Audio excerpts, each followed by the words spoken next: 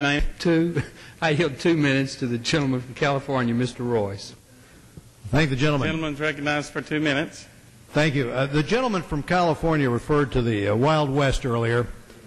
No two institutions better fit that description than the government-sponsored enterprises Fannie Mae and Freddie Mac.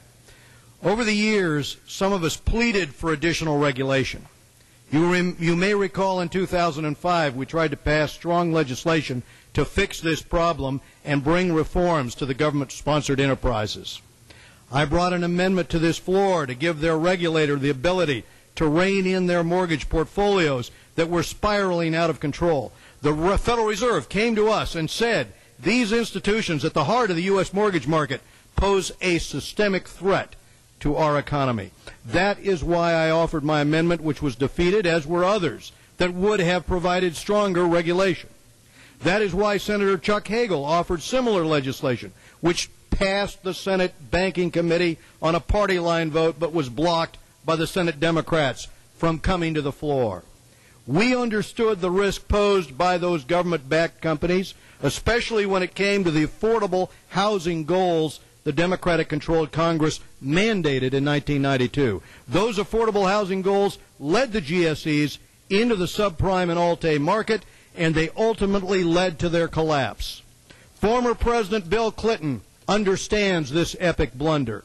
Last September, the former president said in an interview, "I think the responsibility that the Democrats have may rest more in resisting any efforts by Republicans in the Congress or by me when I was president to put some standards and tighten up a little on Fannie Mae and Freddie Mac." This is one of the main reasons why our economy is where it is today, and this is why we must reform the GSEs, which this bill does not do. Instead, this bill creates a perpetual bailout fund and ensures the too-big-to-fail doctrine is with us indefinitely. For the first time in its history, Washington will officially become the center of our financial system. Regulators will be able to rescue certain companies.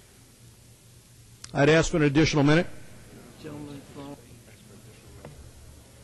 Mr. Chairman. The gentleman from Alabama is recognized. Mr. Chairman, I'd yield to my friend from California an additional minute.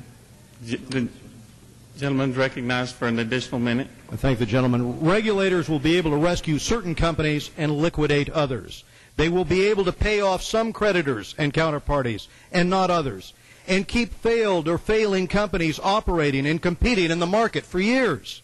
They will even be able to dismantle a healthy institution that they believe may pose a risk. If there is any doubt that this type of authority will be abused, look at how the administration handled the Chrysler bankruptcy earlier this year. It was their desire to do away with the clearly defined rules of the road found in the bankruptcy code in order to reward their political allies. Those rules of the road that were so easily dismissed by the administration have acted as the bedrock of our capital markets for decades. They differentiate us from much of the world and serve to attract capital from all the corners of the globe. This bill throws that model out the window. It replaces objectivity with subjectivity, market discipline with political pull. What is the likely outcome of all of this? The larger politically connected institutions will have the edge over their competitors. I yield back the balance of my time. Gentleman's time expired.